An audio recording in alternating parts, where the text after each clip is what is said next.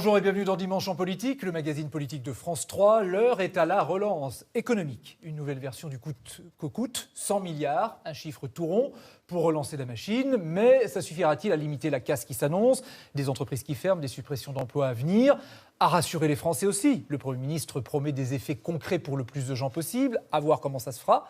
À gauche, où l'écologie a pris le dessus depuis quelques temps, est-ce que ça va être l'occasion de renouer avec les questions sociales et économiques? Et avec quel projet? On va en parler avec notre invité Adrien Quatennens. Bonjour. Bonjour. Vous êtes coordinateur de la France Insoumise et député du Nord. Mais on va commencer par l'une des images de la semaine, au tribunal de Paris, où s'est ouvert le procès des attentats de janvier 2015 à Charlie Hebdo, à l'Hyper-Cacher, qui avait fait 17 morts. Le procès va durer jusqu'au 10 novembre. Dans ce procès, il y a ceux qui voient un procès contre des terroristes islamistes et d'autres qui y voient une occasion de défendre la liberté d'expression autour de Charlie Hebdo. Est-ce qu'on peut dissocier les deux? Écoutez, Francis Letellier, d'abord dire une chose, c'est que 5 ans après les attentats de 2015, nous sommes toujours meurtris, bouleversés par ce qui s'est passé. Des personnes sont mortes à l'Hyper-Cacher, par exemple, selon leur appartenance réelle ou supposée à une religion. Des policiers sont morts parce que policiers. Et une rédaction a été décimée pour avoir fait des caricatures et des dessins.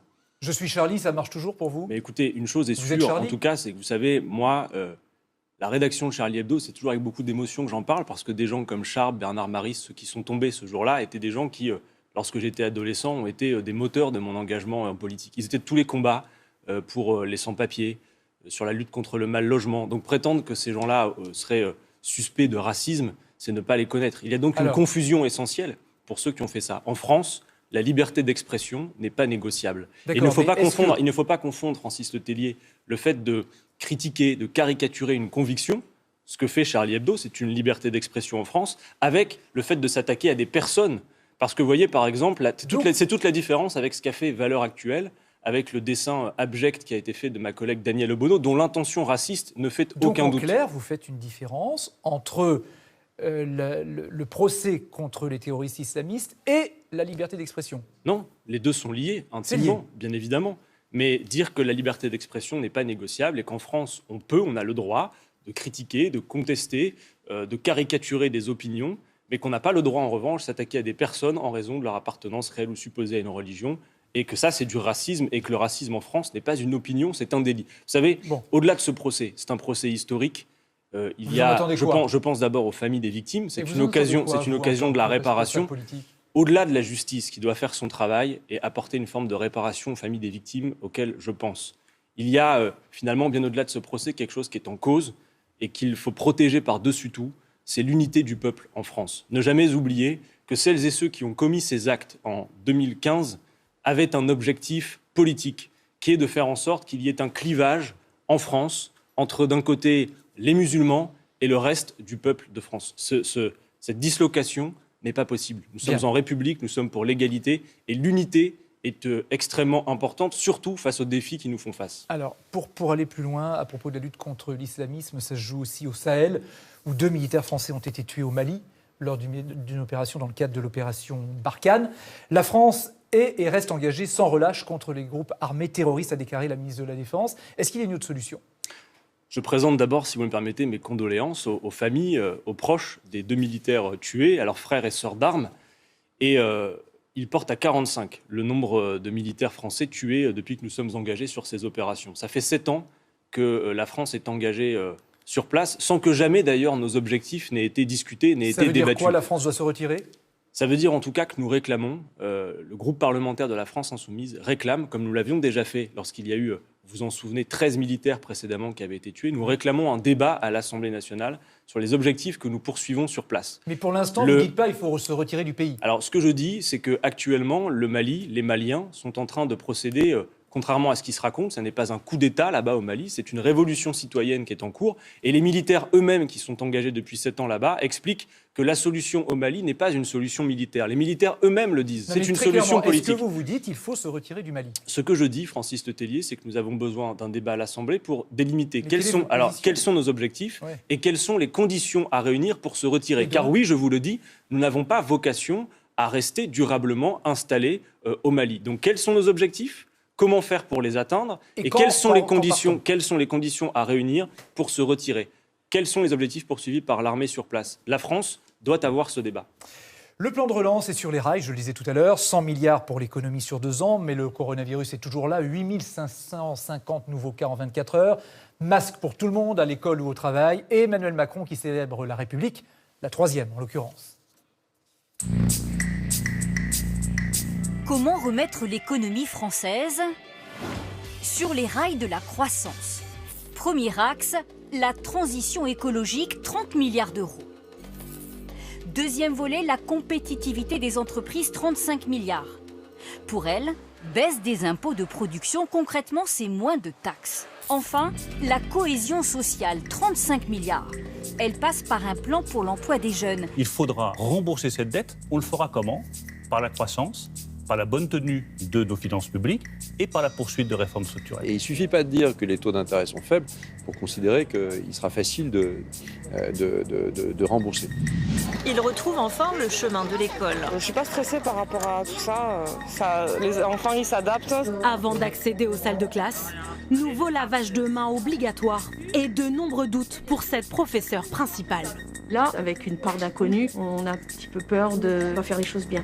Partout en France, le Covid perturbe cette rentrée. Suite à un test positif chez un enfant de maternelle, l'établissement, à peine ouvert, déjà refermé. Ça m'inquiète, après question organisation, ça va être difficile. Nouvelles règles sanitaires en entreprise. J'étais avec un client en ligne, j'ai dû quand même reprendre mon souffle parce qu'il y a quand même un débit au niveau de la parole et là on le ressent quand même. Les conditions sont encore plus draconiennes dans les 21 départements classés en zone rouge. Il y a 150 ans était proclamée la Troisième République, une occasion saisie par le chef de l'État pour parler d'égalité, de fraternité, de laïcité. La République, parce qu'elle est indivisible, n'admet aucune aventure séparatiste. Alors, Adrien Quatennens, on va commencer par le plan de relance. 100 milliards sur la table, sans augmentation d'impôts, dit le gouvernement. La droite n'y croit pas du tout. C'est une bonne nouvelle quand même, sans augmentation d'impôts. En apparence, entre le retour de la planification et un plan de relance de 100 milliards, en apparence, la politique du gouvernement en cette rentrée aurait tout pour plaire aux insoumis. Oui. Mais en apparence seulement. Parce qu'en l'occurrence, nous avons un plan de relance sans plan et sans relance, Francis Letellier. On nous parle de 100 milliards. D'abord, j'insiste sur le fait que ces 100 milliards, en réalité, n'en sont pas, puisque certains milliards ont déjà été dépensés dans le précédent plan. On nous a parlé d'une immense victoire avec la contribution européenne, vous savez, les fameux 40 milliards. En réalité, 40 milliards, ces 40 milliards, leur déblocage est notamment conditionné à ce que la France fasse des réformes, par exemple des réformes comme celles que les Français refusent, celle des retraites, par exemple. Elle conditionne le déblocage de ces 100 milliards, de ces 40 milliards. Emmanuel Macron est allé négocier en voiture de course. Et puis il est revenu avec une paire de patins à roulettes et il a crié victoire. Donc, dans cette si affaire. je vous entends, ce n'est pas suffisant. Surtout, si je vous regardez. Parce qu'il va y avoir un débat à l'Assemblée nationale. Bien sûr. D'ores et déjà, vous voterez contre ce plan de Oui, relance. mais laissez-moi juste un instant. D'abord, vous dire que ce n'est pas beaucoup compte tenu du choc que subit notre économie. Regardez ce que font nos voisins allemands. Nos voisins allemands perdent 6 points de leur produit intérieur brut. Ils injectent 20 points pour la relance. La France perd plus de 10 points de produit intérieur brut, elle n'en injecte que 2. Donc il y a même un risque de décrochage entre les deux économies. Autre chose, il y a 35 milliards par exemple pour la compétitivité ou pour la relocalisation d'entreprises en France. Quel secteur il faudrait privilégier de ce point de vue? D'abord, pourquoi ce n'est pas un plan de relance? Il n'y a rien dans ce plan pour mettre à contribution celles et ceux qui ont le plus. Il n'y a rien, mais je vais vous répondre, il n'y a rien non plus pour soutenir les plus fragiles. 0,8% du budget est prévu seulement pour soutenir celles et ceux qui ont le moins, celles et ceux qui sont le plus dans le besoin. Donc s'il ne s'agit pas d'un plan de relance, en réalité, de quoi s'agit-il? Une nouvelle fois, Francis Letellier, d'un catapultage massif de milliards par des baisses d'impôts aux grandes entreprises, d'abord les grandes, sans contrepartie écologique et sociale. C'est une impasse idéologique. Mais dans votre contre-projet que vous avez présenté, vous, en juillet, à la France Insoumise, vous pariez par exemple sur la réduction du temps de travail. Oui. En quoi ça faciliterait la relance? Écoutez, incontestablement, on voit que le catapultage de milliards sans contrepartie ne fonctionne pas. Quand vous regardez dans le pays le nombre de plans sociaux qui sont en cours, alors que des entreprises ont récolté des milliards d'aides, ça ne fonctionne pas. D'ailleurs, moi, je formule la demande que les aides publiques versées aux entreprises soient remboursées si les entreprises ne jouent pas le jeu. Maintenant, c'est une impasse idéologique, et voici pourquoi. Il y a un haut commissaire au plan. Alors nous tenons à sa disposition le plan de relance que la France Insoumise a proposé. Mais alors justement, la baisse du temps de travail, pourquoi ça relancerait l'économie? Nous avons un objectif auquel nous ne renonçons pas, c'est le plein emploi. Et comme l'a dit très justement le puissant syndicat de la métallurgie allemande qui en a parlé, la baisse du temps de travail est une perspective pour créer vraiment de l'activité. Nous avons une pénurie de création d'activités pérennes dans le pays. Avant même la crise du coronavirus, Francis Letellier, les embauches qui étaient réalisées, 80% d'entre elles sont des contrats extrêmement courts, des CDD de moins d'un mois, parfois même de moins d'un jour. Donc, partager le temps de travail est une perspective. La dernière fois qu'en France, on a véritablement créé de l'emploi, c'était sous Lionel Jospin quand on a diminué le temps de travail. Donc nous sommes favorables à l'application réelle des 35 heures, le fait qu'on puisse aller, pourquoi pas, vers les 32 heures, par exemple, par la semaine à 4 jours, la retraite à 60 ans, une 6e semaine de congé payé, parce que Francis Letellier, la productivité dans ce pays a considérablement augmenté, mais la richesse est très mal répartie. Caténas, pour revenir à ma question, parce qu'on a été très vite, lorsque le débat va arriver à l'Assemblée nationale, il y aura un vote sur ce plan de relance. Vous, à la France Insoumise, vous voterez contre ?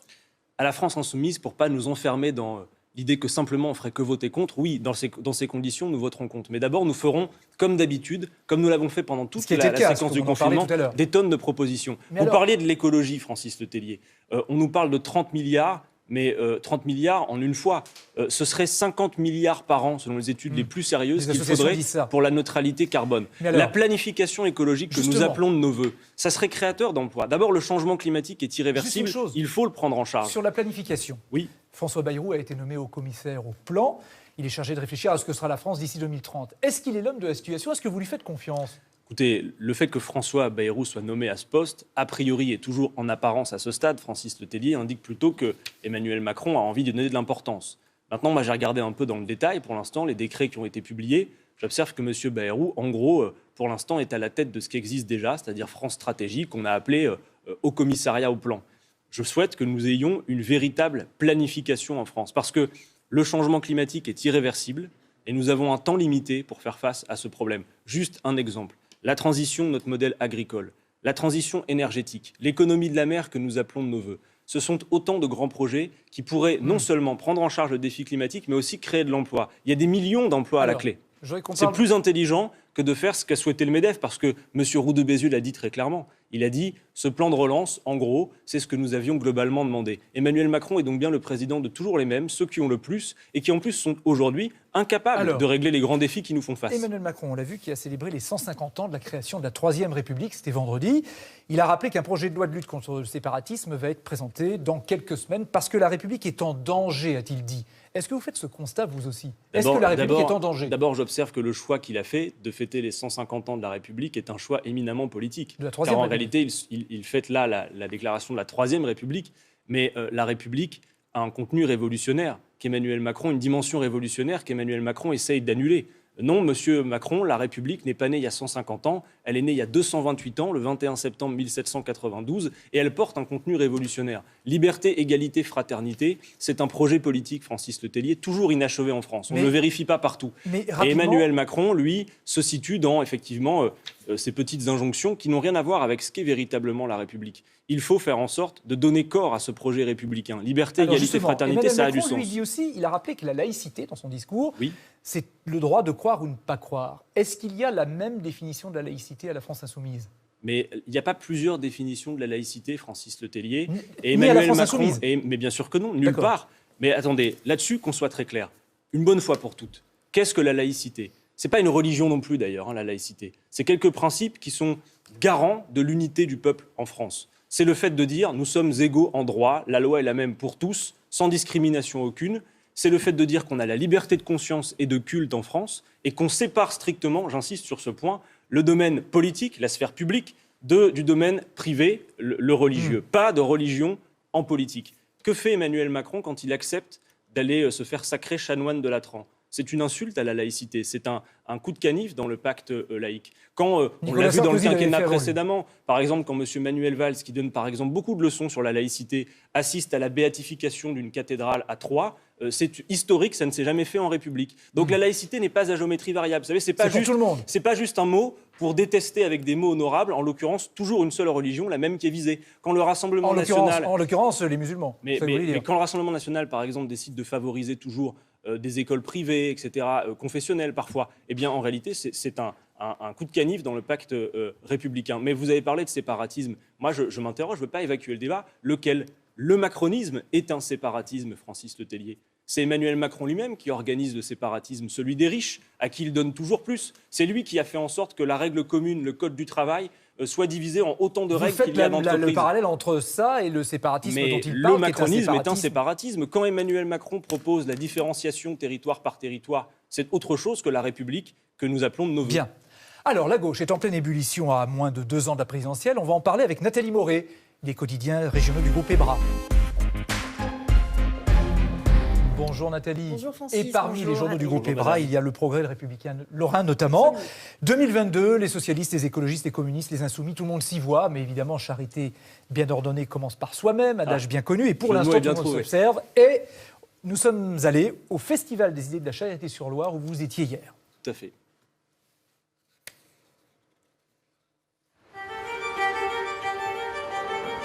Bienvenue à la Charité-sur-Loire pour l'ouverture de cette 2e édition du Festival des idées. Merci beaucoup. Ça va? C'est le tchèque du PS, c'est ça? Pardon? Les anciens fondeurs, le patron du parti. On n'est plus là depuis longtemps. La gauche de demain, c'est quoi alors? Ni la guerre des égos, ni la guerre des logos. Jean-Luc Mélenchon, il n'a pas voulu venir? Écoutez, je crois que s'il avait été invité, il serait venu avec grand plaisir. Mais vous y croyez en gros quand même à cette plateforme qui n'a jamais vraiment fonctionné? Et si je ne croyais pas qu'on peut se rassembler sur les idées, travailler sur un programme de transition écologique et sociale qui implique les citoyens, qui travaille avec les syndicats, avec les ONG, on est samedi, je serai en train de boire un thé là et de me réveiller à peine. Donc j'y crois. Personne ne vote plus. Il y a une désaffection de la politique et des politiciens. Pourquoi les élus qui font les lois continuent à écouter les lobbies plutôt que les citoyens? La toile de fond de toutes vos interventions, c'est l'urgence démocratique. On ne peut pas continuer avec les élections sans le peuple. Ça n'est pas possible. Qui va incarner le rassemblement? Moi, si vous me dites que ça doit être derrière quelqu'un qui n'est pas de mon parti, j'ai tendance à vous dire que j'ai pas envie. Si on me dit que c'est quelqu'un qui porte un projet qui nous est collectif, qui nous est commun, même s'il n'est pas de mon parti, je me pose des questions différemment. Et ça, c'est valable pour chacun d'entre nous. Jean-Luc Mélenchon, il a une longueur d'avance. Je pense, oui, que Jean-Luc Mélenchon ferait non seulement un très bon candidat, mais mon intime conviction, c'est aussi qu'il ferait un très bon dernier président de cette 5e République à bout de souffle. Voilà ce que je crois. Il y avait une abeille. Abeille ou guêpe, on ne sait pas trop. Nathalie Moret, Adrien Quatennens. Donc vous arrivez donc de la Charité-sur-Loire, on a vu dans le sujet. Est-ce que vous pensez vraiment qu'il peut y avoir une candidature unique de la gauche en 2022 ? En tout cas, j'observe une chose, c'est qu'en cette rentrée politique, les universités d'été, celles auxquelles j'ai participé, d'autres montrent que les intervenants viennent avec l'envie incontestable de souligner les points de convergence. Et de ce point de vue, la France Insoumise pose régulièrement des actes. Cela fait, je crois, maintenant plus de 2 ans que Jean-Luc Mélenchon a fait la proposition d'une fédération populaire qui permettrait, sur la base d'un contenu clair, ce n'est pas un point de détail, de faire se retrouver, disons, des partis politiques, des associations, des syndicats engagés dans la mobilisation. Même le PS ? Mais écoutez, le Parti socialiste, c'est à lui de faire la clarté. Moi, nous n'avons pas de position principielle le concernant. Il est vrai que dans les secteurs les plus mobilisés de la société, le quinquennat Hollande a laissé de fortes traces et je ne vois pas pour l'instant que le Parti socialiste ait fait un examen de conscience très abouti. Veut-il effectivement rompre clairement avec le néolibéralisme ? C'est une vraie question qui se pose au Parti socialiste. Mais nous sommes disposés à discuter. Par contre, nous demandons simplement à être respectés. Nous venons à la discussion avec un programme, l'Avenir en commun, qui a tout de même rassemblé 7 millions de voix à la dernière élection présidentielle. On ne dit pas que c'est à prendre ou à laisser, mais 2017, on verse ça à la discussion. Depuis 2017, Adrien Quatennens, c'est quand même les Verts qui ont plutôt le vent en poupe. Ils ont récemment eu, lors des dernières municipales, plutôt de jolies victoires. Ils se voient clairement leader de la gauche. On a l'impression que ça vous agace un peu, vous, les insoumis. Pas du tout. Je vais clarifier les choses là-dessus. Pas du tout. Le fait qu'aux dernières élections municipales, les électeurs qui se sont déplacés ont signifié leur volonté que le défi climatique soit véritablement pris en charge est une bonne chose. Pour autant, on a commenté une vague verte. Je vous demande de bien vouloir considérer que le premier phénomène de ces dernières élections, c'est d'abord l'abstention qui est considérable et qui, d'élection en élection, est toujours plus importante. Nous ne pouvons pas continuer avec des élections sans le peuple français. Donc il n'y a pas de vague verte. C'est une grève civique. Il n'y a pas eu de vague verte. Mais il y a eu, pour celles et ceux qui se sont déplacés, qui sont toujours moins nombreux et nous devons le déplorer. Ce sont eux qui font le résultat. C'est la raison pour laquelle nous appelons par exemple à une 6e République par une assemblée constituante. Le peuple qui ne consent plus à la règle du jeu doit pouvoir en quelque sorte la redéfinir. Juste d'un mot, vous dire une chose.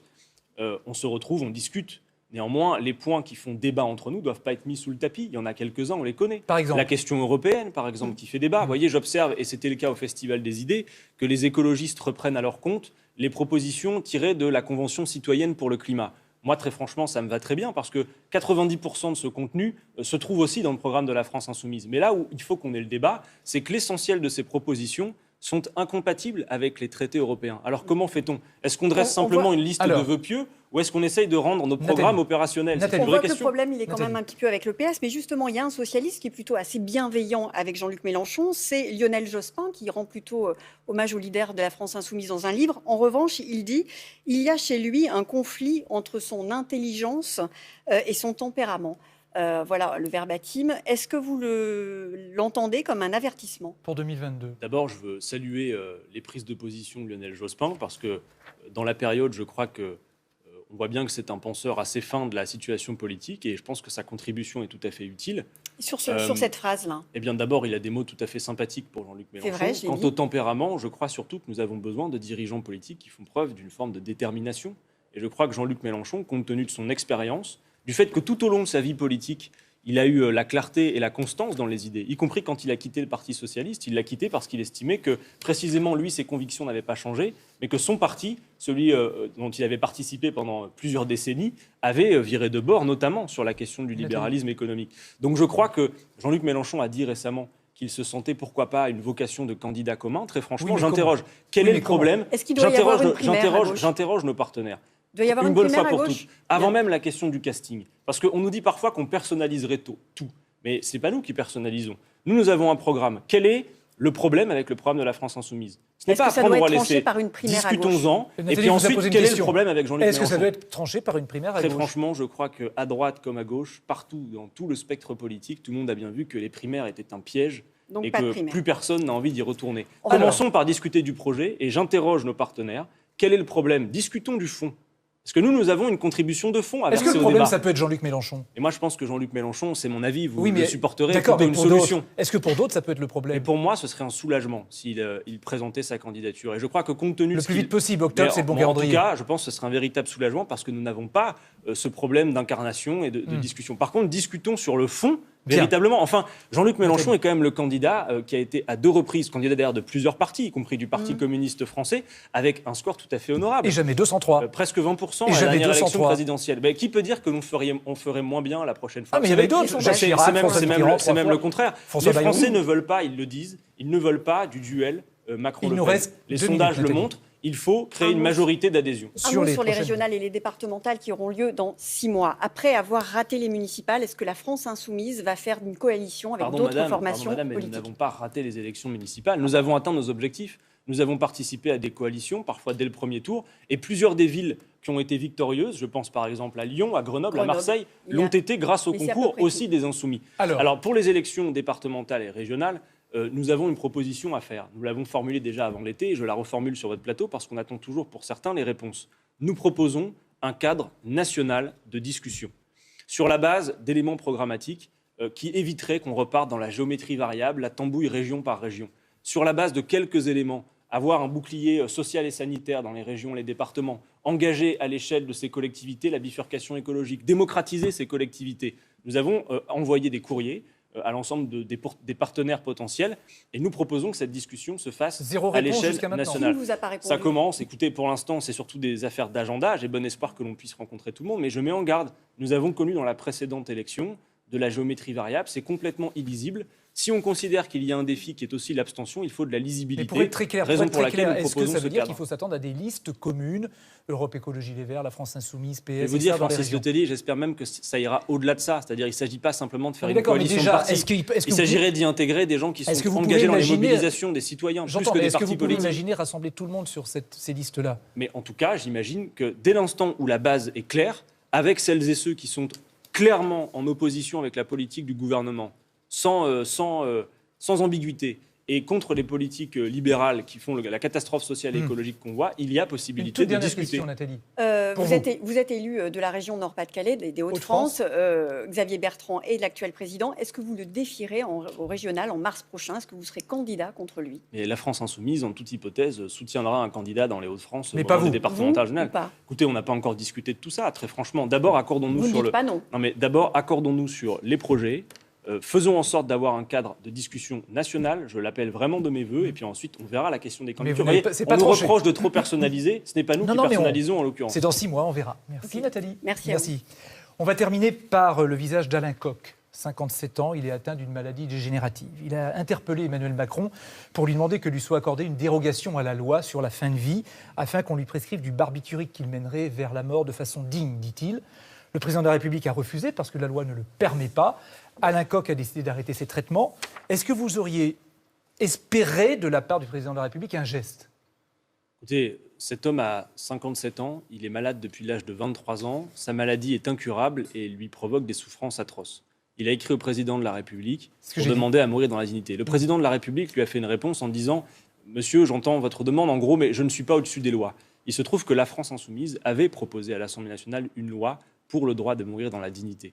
Effectivement, il faut le permettre. Dès l'instant où il y a un jugement qui est conscient, qui est réitéré, nous devons permettre que cette liberté ultime soit possible. Mais ça veut dire quoi? Que vous allez faire une démarche à l'Assemblée nationale ou au Parlement pour relancer l'idée? Ça veut dire que nous avons proposé cette loi et que nous avons vocation à la représenter parce qu'on voit bien combien ça fait débat. À la représenter avant 2022, il est insupportable que des Français aient parfois à partir dans d'autres pays, loin de leur famille, pour pouvoir, en quelque sorte, décider d'éteindre la lumière. Il y a une autre affaire dans l'affaire, c'est Facebook qui a décidé de couper le compte d'Alain Koch parce qu'il filmait son agonie pour montrer aux gens ce que ça donnait. Ça vous choque, ça? Écoutez, on voit bien que Facebook parfois procède à de la censure. Alain Koch avait décidé en quelque sorte de montrer les images de son agonie. C'est terrible, très franchement. Moi, j'espère qu'on va pouvoir avancer sur ce sujet parce que c'est extrêmement douloureux pour les personnes concernées comme pour leur famille. C'est un sujet très important. Merci Adrien Quatennens d'avoir accepté notre invitation dans Dimanche en politique.